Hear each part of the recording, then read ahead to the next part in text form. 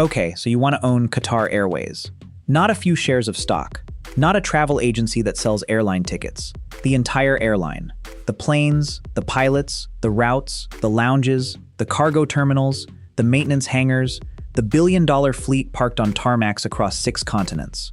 Good news. Qatar Airways is one of the most successful airlines in the world. It serves more than 170 destinations. Its fleet consists of over 250 aircraft. Millions of passengers fly with it every year. It has won Airline of the Year more times than almost any other carrier on Earth. And in 2024, the airline reported one of the strongest financial performances in its history. It sounds like the perfect business.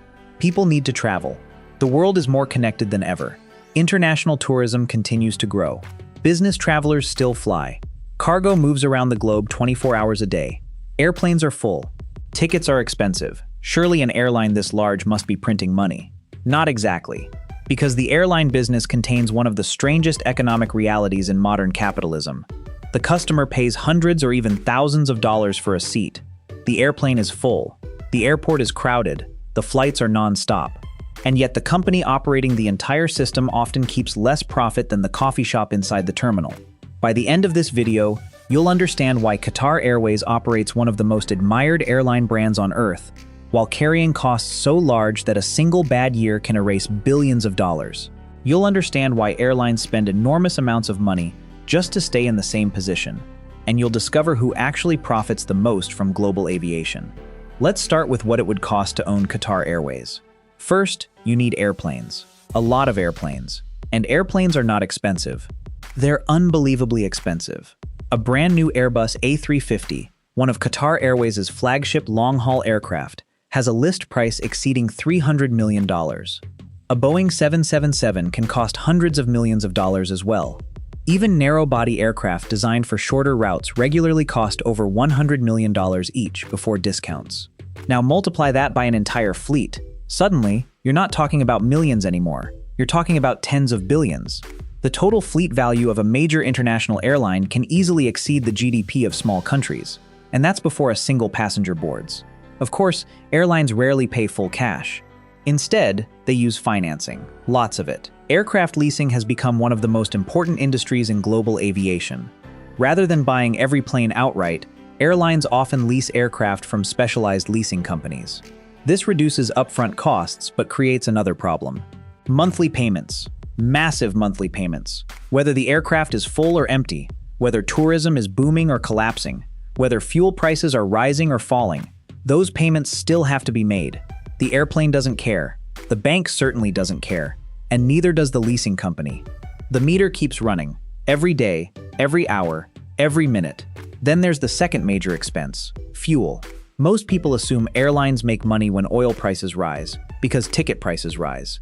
The reality is usually the opposite. Fuel is often the single largest operating expense for an airline.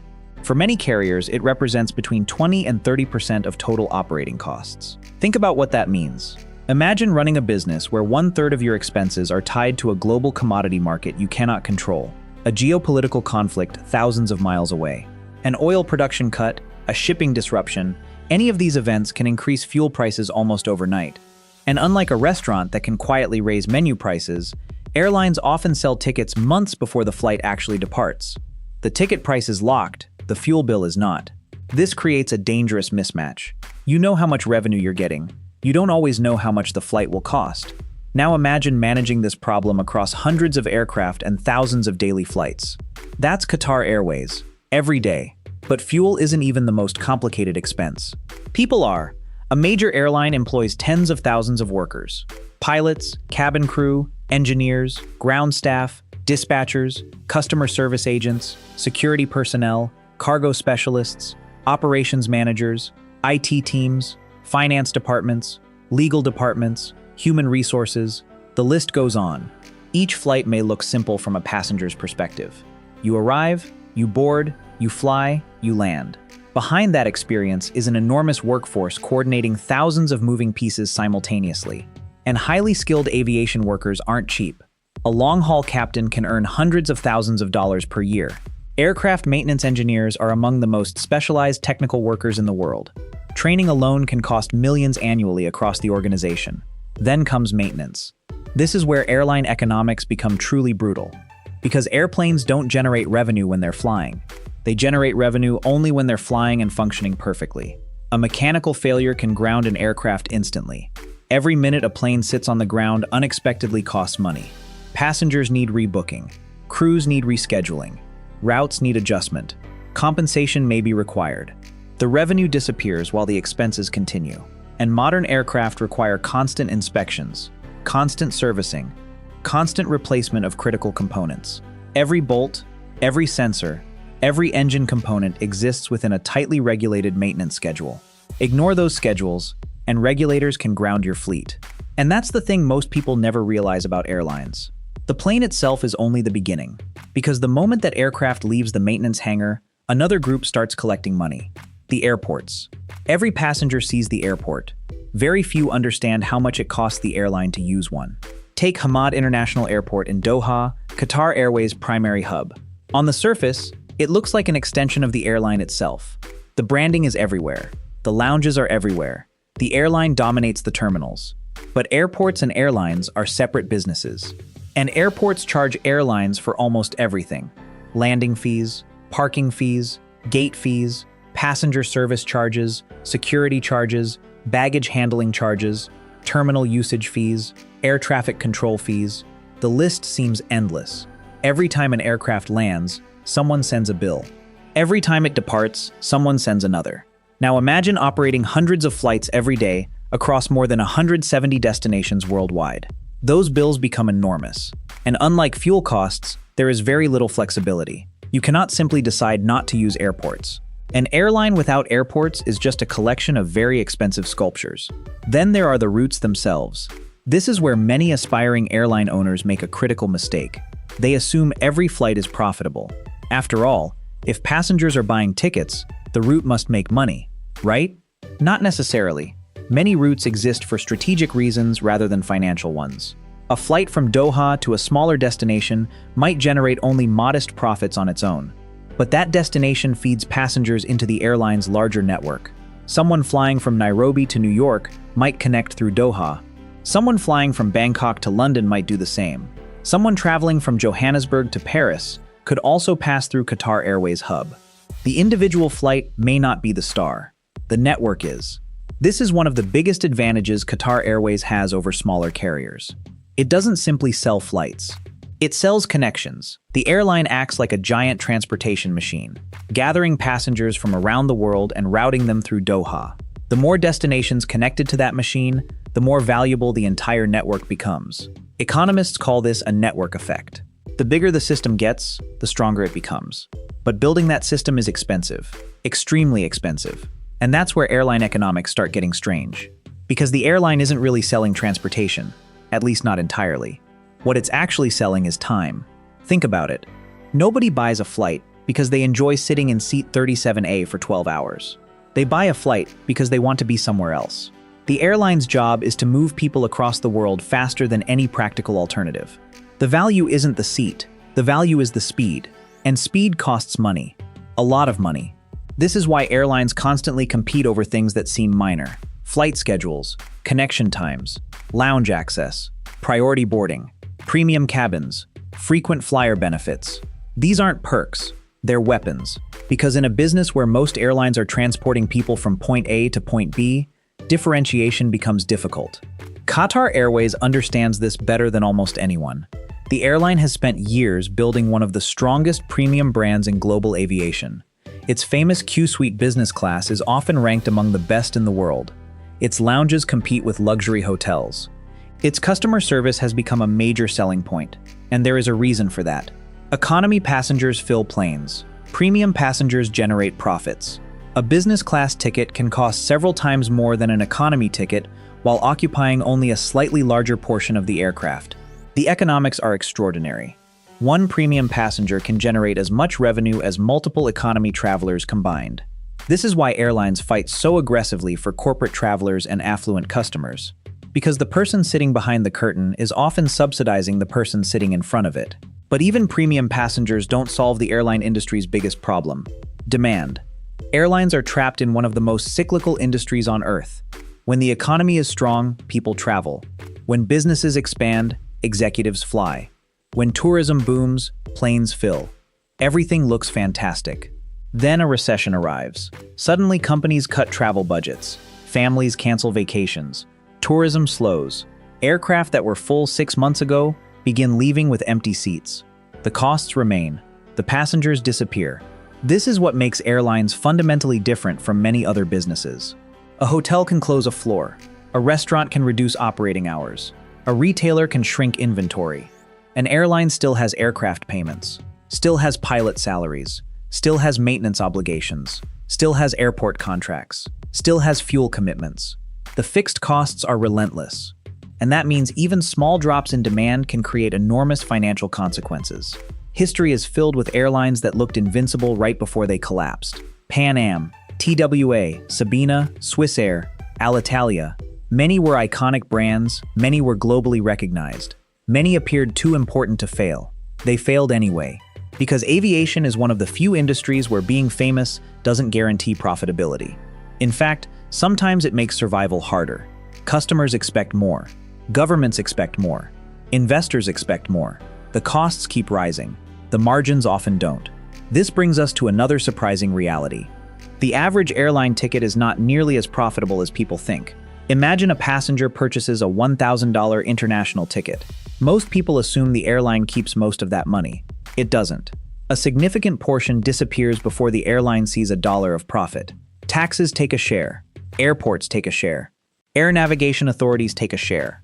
Fuel suppliers take a share. Credit card processors take a share. Travel agencies may take a share. Online booking platforms may take a share. What's left must cover labor, maintenance, aircraft ownership, insurance, technology systems, catering, and countless other expenses. The result is astonishing. Historically, airlines have generated some of the thinnest profit margins in the global economy.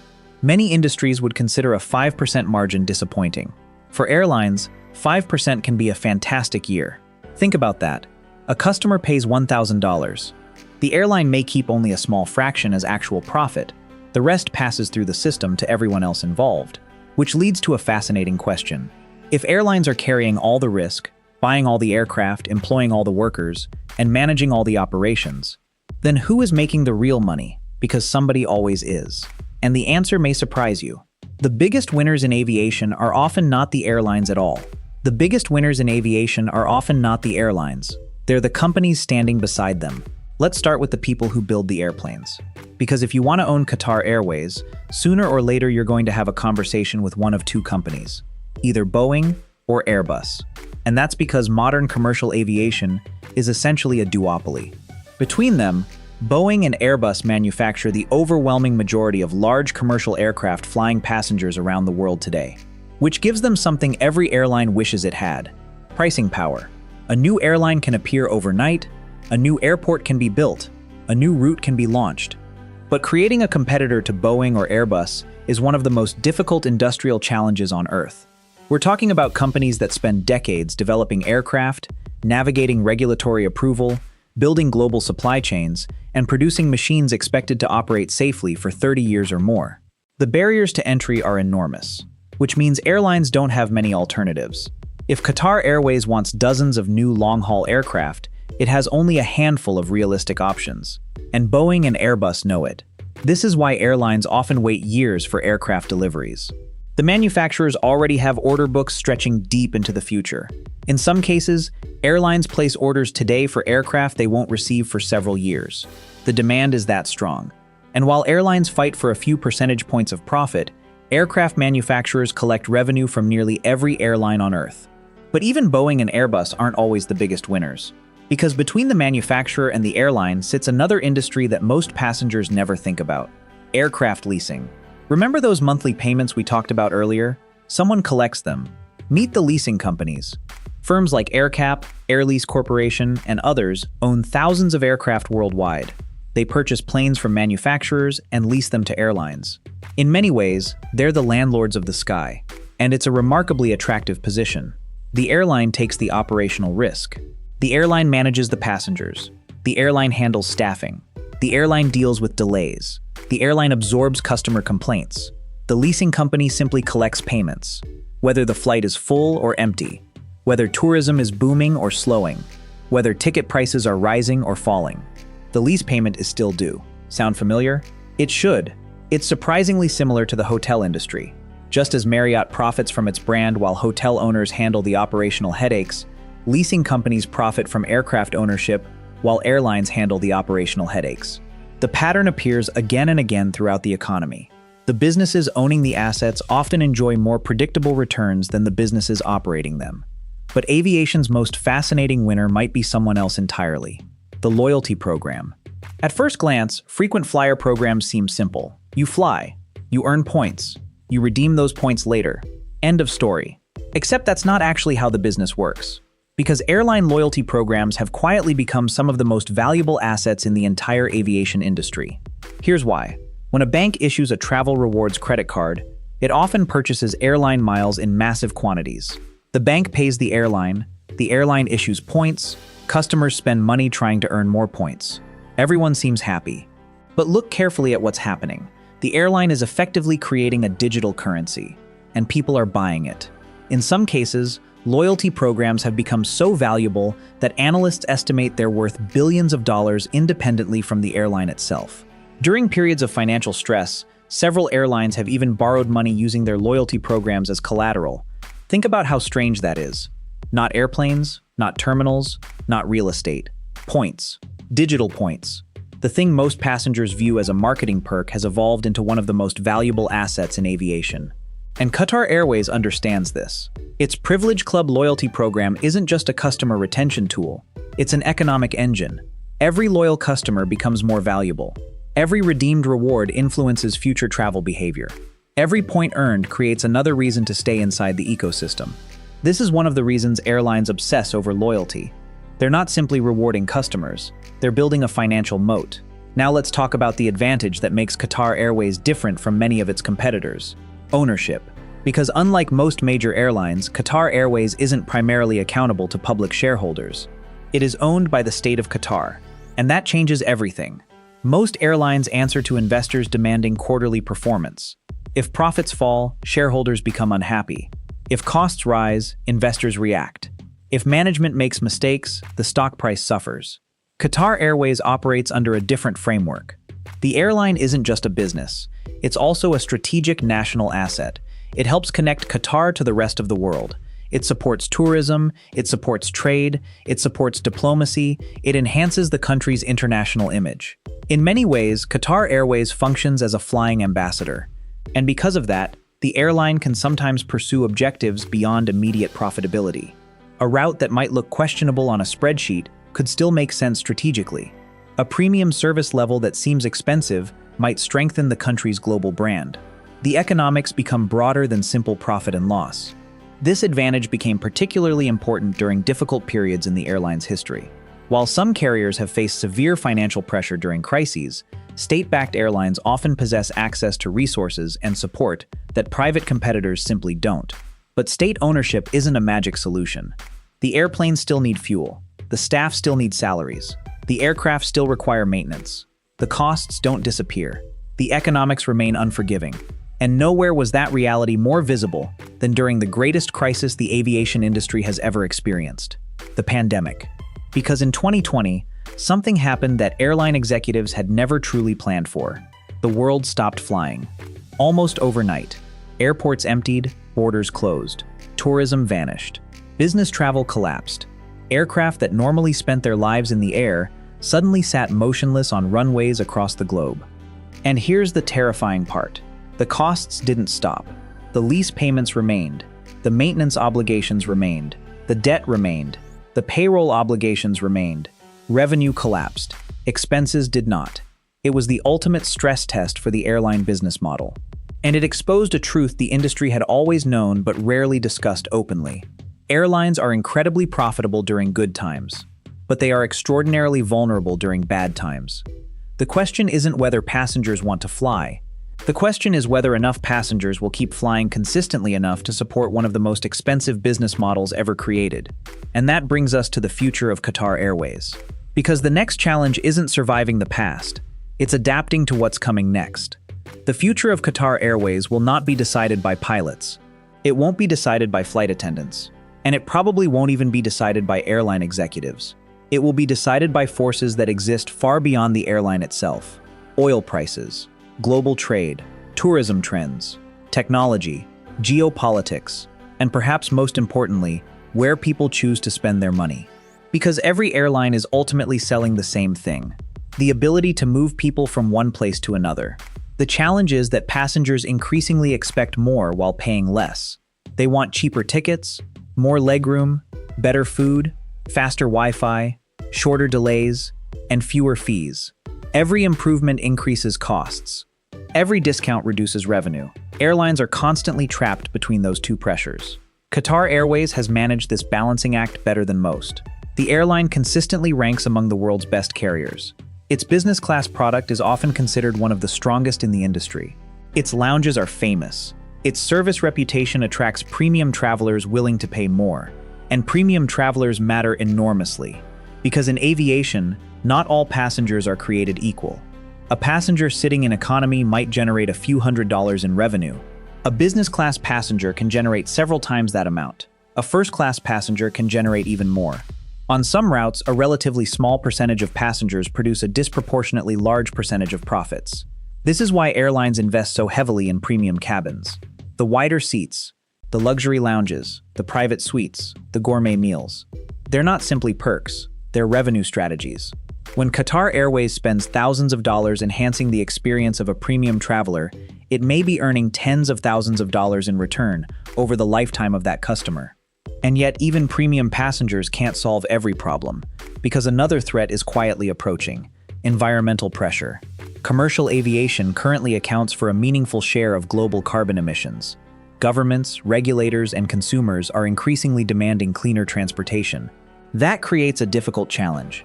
Airlines cannot simply stop flying. Their entire business depends on it. Instead, they must invest in newer aircraft, more efficient engines, sustainable aviation fuels, and carbon reduction initiatives. All of those solutions cost money. A lot of money. Sustainable aviation fuel, often called SAF, remains significantly more expensive than conventional jet fuel. New aircraft require enormous capital investment. Carbon regulations may increase costs even further in the future. The industry understands that change is coming. The question is how expensive that change will be. For Qatar Airways, which operates one of the youngest and most modern fleets in the world, this transition may be easier than it is for airlines operating older aircraft. A newer airplane consumes less fuel. Less fuel means lower operating costs. Lower operating costs mean better economics. But replacing an entire fleet still requires billions of dollars. Again, the airline business reveals its central contradiction. The investments required to remain competitive are enormous. The margins earned from those investments are relatively small. And that's why airline ownership has historically been one of the most misunderstood forms of wealth. From the outside, it looks glamorous. Private terminals, luxury cabins, global recognition, hundreds of aircraft carrying millions of passengers. It feels like the kind of business that should create unlimited profits. The reality is very different. A passenger sees a $3,000 business class ticket and assumes someone is getting rich. What they don't see is the fuel bill, the maintenance bill, the airport fees, the navigation charges, the aircraft lease payments, the pilot salaries, the insurance costs, the catering expenses, the loyalty program liabilities, the debt payments, the endless list of expenses required just to keep the aircraft moving. This is why airline executives often joke that aviation is the fastest way to become a millionaire, provided you start as a billionaire. Because while airlines generate enormous revenue, they also consume enormous amounts of capital. The business never stops demanding more. More aircraft, more infrastructure, more technology, more staff, more fuel, more investment. And yet, despite all of that, people continue buying airlines. Countries continue funding airlines. Investors continue financing airlines. Why? Because aviation is one of the few industries capable of reshaping entire economies. A single major airline can transform a city into a global hub. It can create tourism, attract foreign investment, support trade, generate employment, and connect a country to the rest of the world.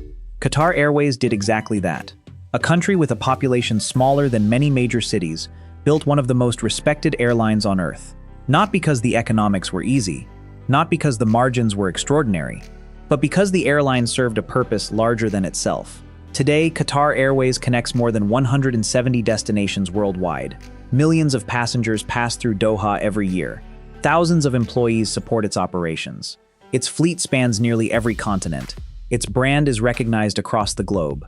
But behind every takeoff lies the same reality that has defined aviation for decades. An airline is not simply a transportation company. It is a machine designed to convert massive amounts of capital into small amounts of profit. The airplanes cost hundreds of millions. The fuel costs billions. The risks never disappear. And one unexpected event can change everything. So what are the economics of owning Qatar Airways? You invest tens of billions of dollars. You operate one of the most complex organizations on Earth. You employ thousands of people. You manage hundreds of aircraft. You compete in an industry where a 5% profit margin is considered excellent. And if everything goes right, if fuel prices cooperate, if demand remains strong, if global travel continues growing, and if no major crisis appears on the horizon, you might earn a respectable return on one of the most capital-intensive businesses ever created. But perhaps the most important lesson isn't about airlines. It's about where the money actually goes. Just like gas stations make surprisingly little from gasoline. Just like hotel owners often earn less than hotel brands. Airlines frequently create more wealth for everyone around them than for themselves. The aircraft manufacturers, the airports, the leasing companies, the credit card partners, the booking platforms, the fuel suppliers, the governments collecting taxes. Everyone takes a piece, and whatever remains belongs to the airline. Qatar Airways may be one of the world's most admired airlines. It may operate some of the finest aircraft in the sky. It may carry millions of passengers across 6 continents. But at its core, it is still governed by the same brutal equation that has challenged every airline in history. A business where billions of dollars are invested up front so that a few dollars can be earned on every seat. And somehow, despite all of that, the world keeps flying.